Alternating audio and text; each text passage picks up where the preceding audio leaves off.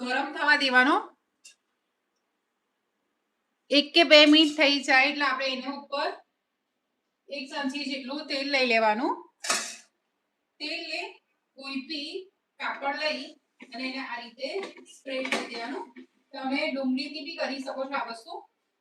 પછી ફરી એને હાઈ ફ્લેમ પર ગરમ કરી દેવાનો ધુમાડા નીકળે ત્યાં સુધી.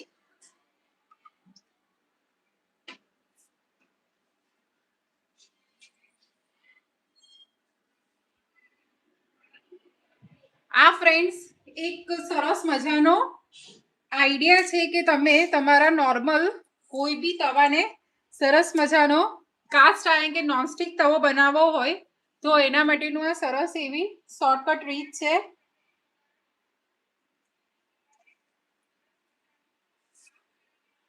ફ્રેન્ડ્સ હવે સરસ એવો ધુમાડો નીકળવા માંડ્યો છે એટલે આપણે એમાં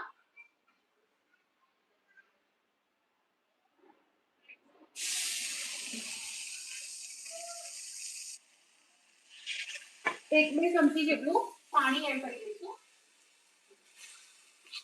અને એને બી એક સરસ મૂકી દઈશું. તો ફ્રેન્ડ્સ હવે આપણો તવો પરફેક્ટ રીતથી ઢોસા કે ઉત્તપા બનાવવા માટે પરફેક્ટ છે. હવે આપણે એના પર બેટર પોર કરી દઈશું.